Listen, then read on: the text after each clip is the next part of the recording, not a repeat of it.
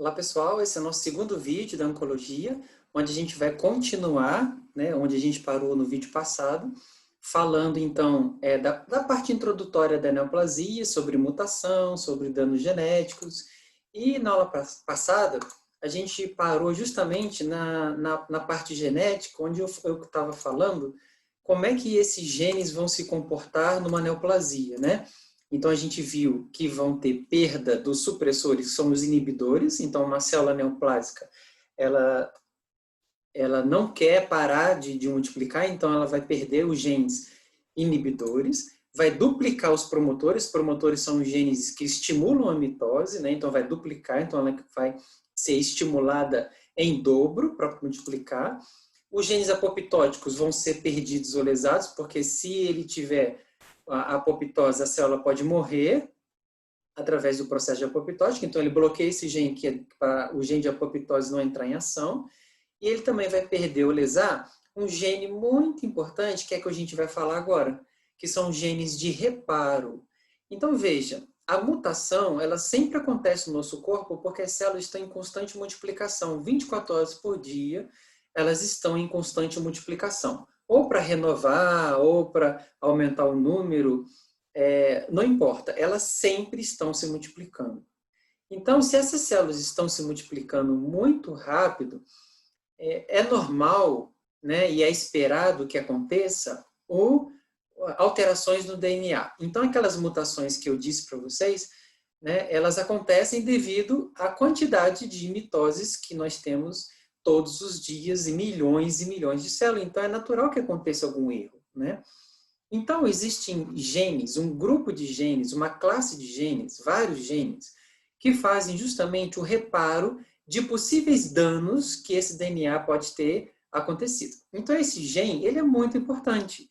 Ele mantém a estabilidade do código genético. Então, aqui eu tenho um exemplo, né, para mostrar para vocês. Aqui deu um DNA lesado. Então, eu tenho aqui ó, A com T, C com G, bem bonitinho. Nessa parte aqui do DNA, houve uma mutação. Então, o T com A, ele deixou de se ligar, tanto essa base quanto essa base, e aí o T ligou com o T, que é uma ligação que não existe, né? Então, uma mutação. E essa mutação ainda ocasionou a ligação de três, aqui tá vendo? 3 ligações de C com G, porque a ligação do A foi para lá, e essa ligação do A também foi para cá, fazendo com que acontecesse aqui uma ligação errada. Ou seja, nós temos 1, 2, 3, 4 bases com erro. Então, tem uma mutação aqui. O que o gene de reparo faz? Ele vem para o ciclo celular, no ponto onde houve a mutação, ele abre a cadeia de DNA, ele elimina a parte lesionada e restaura esse DNA, encaixando aqui a parte saudável, né? Então, ou ele arruma isso, ou ele elimina o DNA lesado, tá? Então, aqui nós temos, então, o DNA restaurado, bem bonitinho, com as suas ligações lá do T com A, certo? Então, houve o quê? Uma restauração do DNA a partir de uma mutação, onde quem agiu aqui foi esse gene de reparo. Então, o gene mais importante, né? Cuidado para não confundir isso, pessoal. O gene de reparo é uma classe de gene, é um grupo de gene que existem vários de reparo. Agora, existe um que é o principal. Ele é o mais importante, chamado de P53, tá? P por causa da proteína, né, que produz com peso molecular 53. Então, essa proteína, ela é tão importante, produzida pelo gene P53, é tão importante que ele é chamado de guardião do genoma, né? Ele que mantém a estabilidade genética. Então, o que acontece? Aqui é um esquema mostrando dano no DNA devido à hipóxia, né? Teve uma baixa de oxigenação, houve um dano no DNA. Ativa a P53. A P53 produz a proteína 53 que vai agir no ciclo celular. Fazendo o quê? Então, aqui você vê que existem duas opções de ação do P53. A primeira opção de ação dele, ele arruma o dano, então o dano é reparado, e o ciclo celular recomeça. E eu mantenho a estabilidade genética, certo? Agora, em algumas situações, onde há principalmente múltiplas lesões, então eu tenho muitas mutações, muitos erros, né? Então, o que vai acontecer com essa célula? Não dá para arrumar. É a mesma coisa que você chegar no mecânico, né? Com um probleminha, o carro está engasgando, um probleminha muito simples, o mecânico, isso aqui tranquilo, de manhã seu carro já está pronto, pode vir buscar. Arrumou o carro, você vai buscar o carro, beleza. Quem é P53? É o mecânico. Arrumou seu carro. Aí você vai, bate o carro, você estraga o motor, você empena tudo, deu PT, perda total no carro. Aí você chega pro mecânico e fala, arruma aí. O mecânico olha, não tem jeito. Vamos mandar pro ferro velho. Então, nesse caso aqui, é a mesma coisa. O P53, que seria o mecânico, quando olha para uma célula com múltiplas lesões, fala assim, não tem jeito de arrumar isso, é melhor a gente matar essa célula pelo processo de apoptose. Então, o que ele faz? Ele ativa o gene apoptótico e a célula é eliminada com o dano nela. Qual que é a importância disso? Ai, Gi, você está perdendo uma célula? Sim, mas eu não estou deixando que ela permitindo que ela mantenha esse erro e passe esse erro para as outras células no processo de mitose. Ok? Então, é preferível você matar a célula por um processo apoptótico, que é um processo natural, um processo onde não tem nenhuma contraindicação, do que você manter essa mutação, manter esse erro para as células filhas, para as células vizinhas, né? Bom, com a apoptose, que elimina o erro, ou o reparo, que arruma o erro, tanto um quanto o outro vão fazer a estabilidade genética. Então, eu vou ter a estabilidade genética da célula mantida através desses dois mecanismos. Então, veja, o que eu disse para vocês no slide anterior? Uma das causas de neoplasia é mutação no gene que arruma. Então, veja, isso parece uma ironia, parece um paradoxo, né? O gene que arruma as mutações está mutado. Então, existe um bloqueio desse gene, tá bom? Então, o que acontece na neoplasia? Isso é muito comum. Carcinoma mamário, por exemplo, uma das principais causas de carcinoma mamário é o bloqueio no P53. Isso já é muito estudado na veterinária. E nos humanos também é assim. O câncer de mama da mulher é assim. O gene P53 é bloqueado, acontece uma mutação, essa mutação não consegue ser arrumada porque o gene está bloqueado e o câncer desenvolve, né? Então, se você voltar ao slide anterior, a gente vai ver que uma das causas de câncer é lesão ou perda do gene de reparo, tá certo? E a outra lesão é aqui, ó. Ele bloqueia o gene apoptótico. Então, eu tenho múltiplas lesões. Eu preciso que essa célula entre em apoptose. O que acontece na neoplasia? Bloqueia o gene apoptótico. Por mais que o P53 chegue aqui para estimular a apoptose, se o gene de apoptose está bloqueado, ele não vai morrer. Se ele não vai morrer, a lesão, a mutação cancerígena vai ser passada para frente e o animal desenvolve o câncer. Tá certo? Então, aqui nós temos dois exemplos muito importantes de alteração genética. O primeiro é o bloqueio do guardião e o segundo, o bloqueio da apoptose. E aí eu vou ter essas características principais de uma neoplasia. A primeira característica dela é a autossuficiência no fator de crescimento, ou seja, ela não precisa crescer, para ela crescer, ela não precisa que ninguém estimule o crescimento dela. Então, lembra que eu dei o exemplo da glândula mamária? Para a glândula mamária crescer, ela precisa de hormônios, prolactina, precisa de GH, precisa dos hormônios sexuais para poder a glândula crescer. Então, ela só cresce através de um estímulo. A célula cancerígena, chamada de oncócito, ela cresce independente desses fatores de crescimento. Ela simplesmente cresce sem que ninguém estimule o crescimento dela. E esse fator é chamado de autossuficiência, certo? Segunda característica da célula neoplásica, insensibilidade aos inibidores de crescimento. Nós já falamos isso. Os genes que inibem a mitose, eles estão bloqueados. Então, nada segura ela. Ela apenas cresce porque o gene que inibe não está funcionando. Nós já falamos a terceira característica, também nós já falamos, evasão apoptose.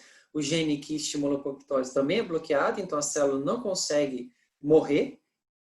dando uma característica para ela de imortalidade. Lógico, se o mecanismo de morte celular é a apoptose, e ela bloqueia a apoptose, ela se torna imortal, certo? Outra característica é a produção de vasos sanguíneos, porque para que a célula cancerígena se multiplique, ela precisa de energia, e quem leva energia para ela é o sangue, né? Então, angiogênese significa gênese, significa formação.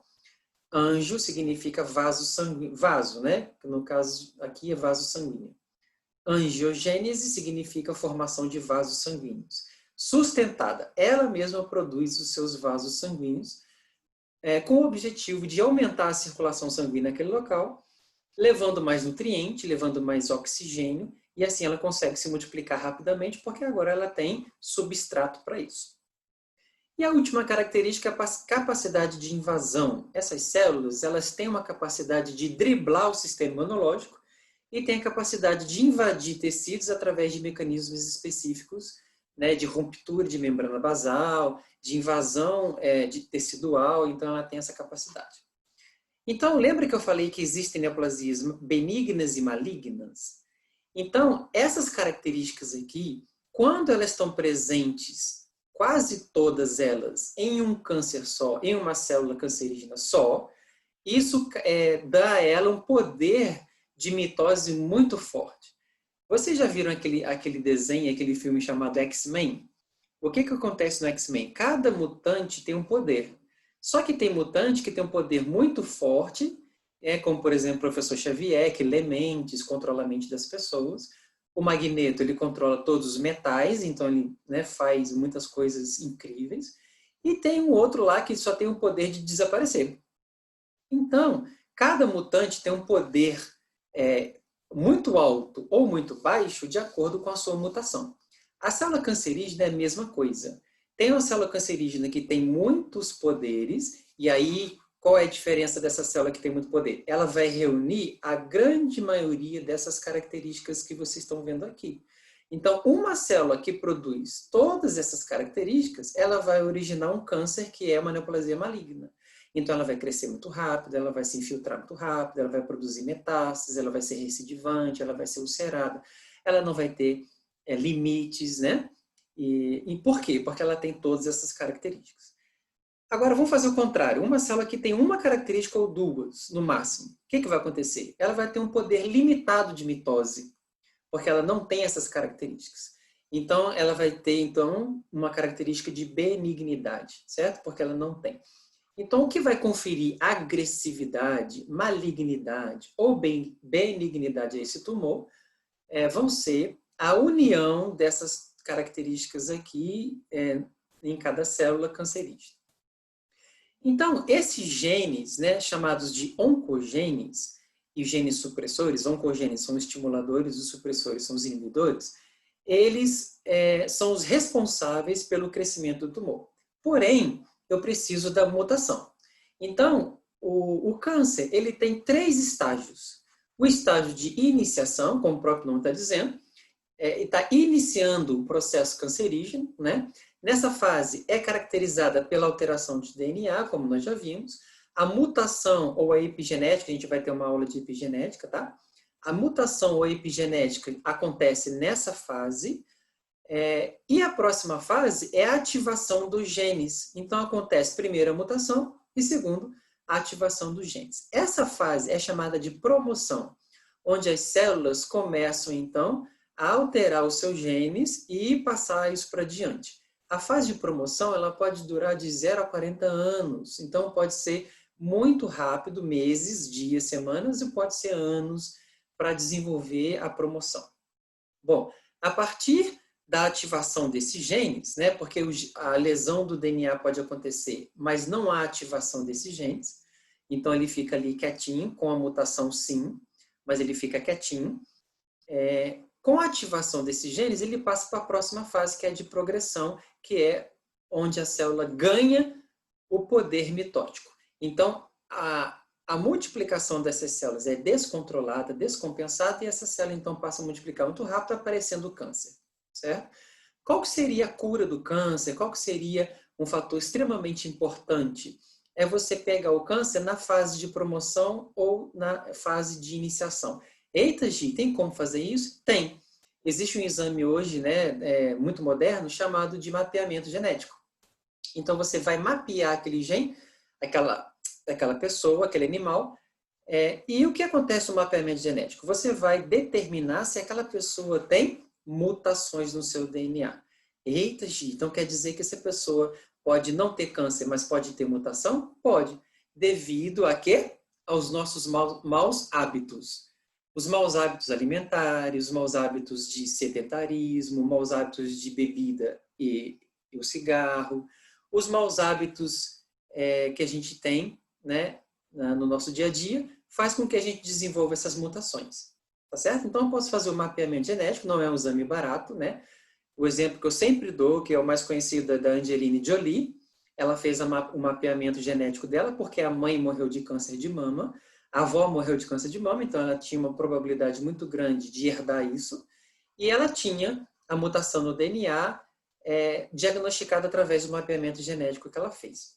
Então, ela fez o mapeamento, estava lá a mutação, e o que ela fez? Tirou a mama para não desenvolver o câncer e não passar para a próxima fase, a fase de promoção e progressão. Então a gente pode fazer isso, né? Seria impossível fazer para todos os tecidos, né? Vamos mapear se eu tenho chance de ter câncer cerebral. Tem, você tem mutação, então vamos tirar o cérebro. Então, para alguns tecidos pode fazer, para outros não. Mas o que é importante? Com a epigenética, que é o que está aqui, ó, escrito, né? Epigenética, nós vamos ter uma aula só disso. Eu consigo desativar esses genes e eu consigo silenciar ou até mesmo bloquear essa mutação de forma que ela não vá para frente, né? Muito interessante. Se os maus hábitos fazem com que o tumor desenvolva, os bons hábitos fazem com que ele bloqueie. Então, os bons hábitos, quais são bons hábitos? Meditação, boa alimentação. Hoje a gente tem uma área muito importante que é a nutrigenômica. A gente consegue bloquear esses genes, consegue inativar esses genes através de uma nutrição balanceada e adequada. Certo? A gente vai falar mais isso na aula de epigenética que a gente vai ter. Então, pessoal, a gente consegue tudo isso, né? Através da epigenética que eu consigo bloquear ou através do mapeamento que eu consigo detectar se existe ou não. Né? Isso é uma novidade, né?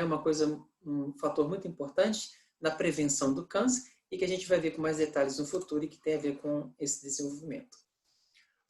Bom, então de que é formado uma neoplasia? É formado por dois tipos de tecido. O parênquima, que são as células que estão em mitose, proliferando, se multiplicando, chamadas de células neoplásicas, né? E aí eu vou ver dessas células qual é a origem, se é epitelial, mesenquimal ou melanocítica, que a gente vai ver no próximo slide, nos próximos slides, tá? E uma parte da neoplasia que não é neoplásica, chamado de estroma. De que é formada essa parte? Essa parte é que vai dar toda a sustentação para o tecido neoplásico chamado de parênquima. Então, de que as células precisam para se multiplicar? O fator mais importante que ela precisa, o constituinte mais importante é o sangue. Então, quem leva sangue? O vaso. Mas ela fica solta. O único tecido que não tem sustentação é o sangue, né? O tecido hematopoético. Então, todos os tecidos, eles têm um tecido de sustentação, que normalmente é formado por um tecido conjuntivo, de colágeno, de fibroblastos, né?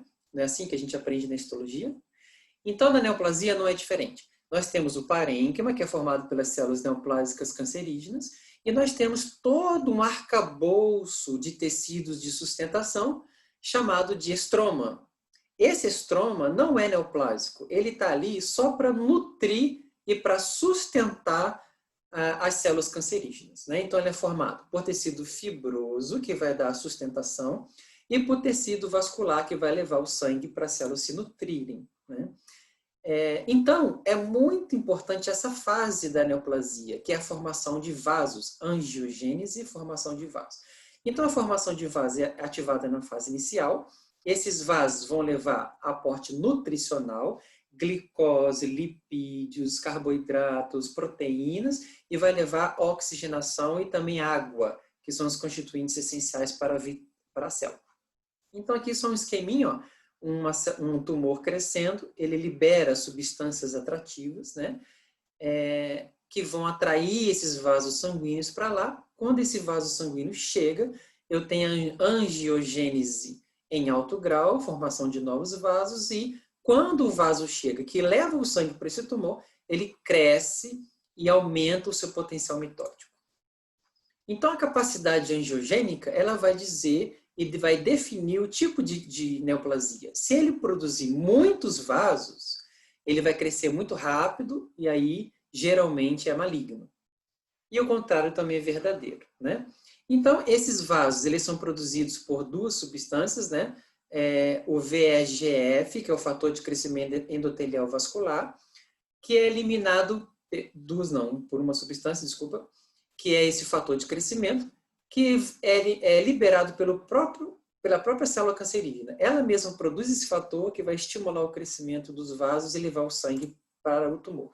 Então, aqui é só um desenho, ó, um câncer de mama, aqui iniciando. Ele libera o fator de crescimento endotelial vascular. Esse fator faz com que os vasos sanguíneos vão chegando até ele, vão chegando. Quando chega, ele penetra dentro do câncer, leva os nutrientes e o câncer se desenvolve com grande velocidade. Então, a gente pode tirar a conclusão que toda neoplasia, seja ela maligna ou benigna, ela é extremamente vascularizada.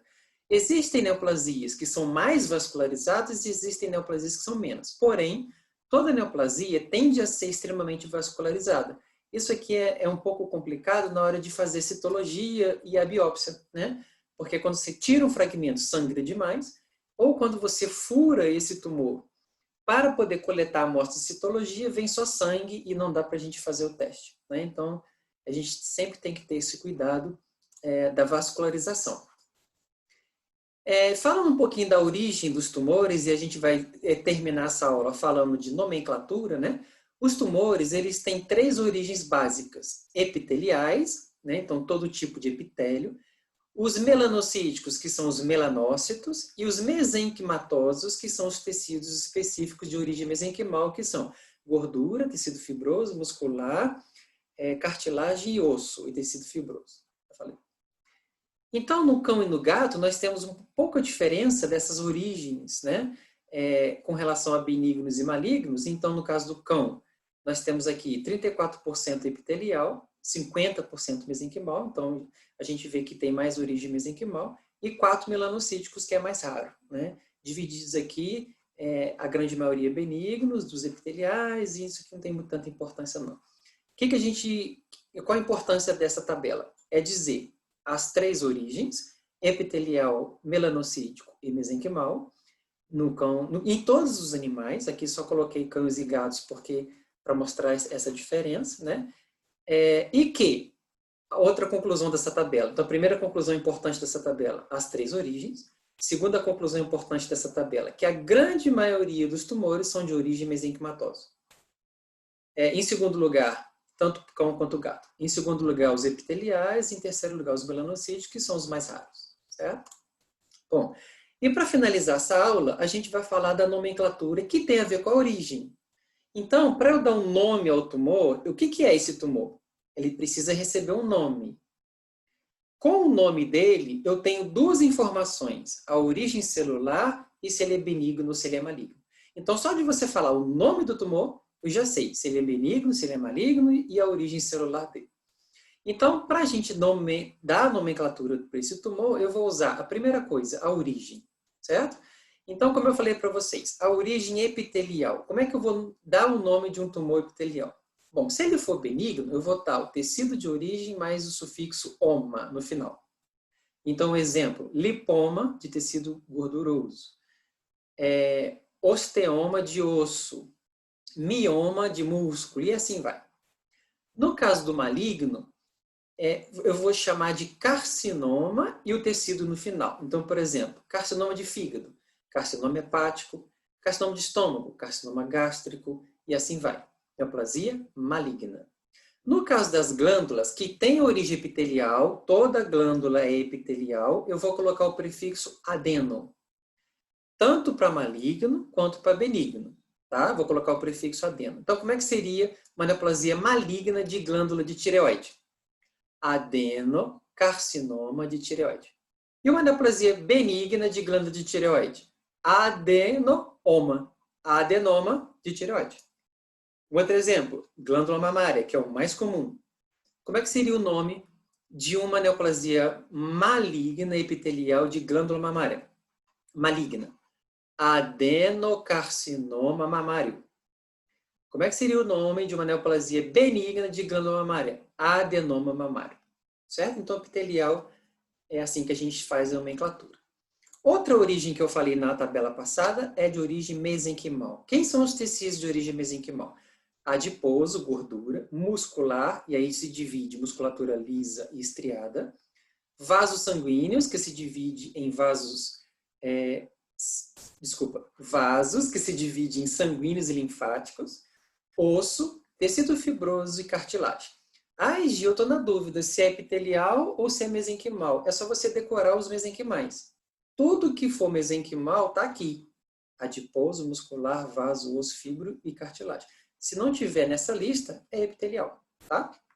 Como é que eu vou chamar, então? Para tumores benignos, não existem diferença, pessoal. Então, aqui eu vou fazer a mesma coisa. Para benigno não existe diferença, tá? Olha aqui, ó, tecido mais oma, tecido mais oma. Então, eu até dei o exemplo dos mesenquimais, né? No exemplo passado. Não tem problema. Por que não tem problema? Porque é igual, certo? A nomenclatura para os benignos. O que muda? Só muda nos malignos. Como epitelial é carcinoma, mesenquimal vai ser sarcoma, mas ele vai ser no final da nomenclatura, e no caso da epitelial, o carcinoma é no início. Então, como é que ficaria a nomenclatura benigna e maligna desses aqui? Tecido adiposo, lipoma, benigno, lipossarcoma, maligno. Muscular, miosarcoma, maligno, e mioma, benigno. Vasos sanguíneos, no caso de sangue, né? Hemangiosarcoma maligno e hemangioma benigno. Osso, osteosarcoma maligno, osteoma benigno. Fibroso, fibrosarcoma maligno, fibroma benigno. Cartilagem, condrosarcoma maligno, condroma benigno. Certo? E, para finalizar, as exceções, né? Então, as exceções, que geralmente são malignos, elas são formadas por tumores de origem de células que estão presentes no sangue ou soltas nos tecidos. Então, no caso das células do sangue, das células do sistema nervoso e dos melanócitos, constituem exceção à nomenclatura. Então, por que exceção? Porque não vale o sufixo oma e dizer que é benigno. Não. No caso do linfoma, por exemplo, que é de linfócito, e todo linfoma é maligno. E termina em oma. Então, aquela nomenclatura de benigno, que é o tecido mais oma, não funciona para as exceções. Então, linfócito, linfoma, macrófago, histocitoma, mastócito, mastocitoma, melanócito, melanoma ou melanocitoma, que é o maligno e benigno. Células da glia, glioma, que é do sistema nervoso. Astrócitos, que também é do sistema nervoso, astrocitoma. E no caso das leucemias, que não tem oma nenhum, não tem carcinoma nenhum, não tem sarcoma nenhum, a exceção das exceções, né, chamado de leucemia, que são as células progenitoras presentes dentro da medula óssea. Então, a gente vai chamar de leucemia, e tem uma infinidade de leucemia, dependendo do tipo de célula que pegar. Né? E aqui, a diferenciação celular microscópica. É bem diferenciado, benigno, ou seja, eu consigo identificar aquela célula porque não tem alterações, então é benigno. Não tem alterações muito evidentes, então é benigno. Moderadamente diferenciado, pouco diferenciado e anaplásico, significa que já está aumentando, né, o grau de diferenciação, então são malignos. Né? Então, a classificação histológica, certo? Bom, então eu espero que vocês, né, tenham gostado e entendido, e até o próximo vídeo. Tchau, tchau.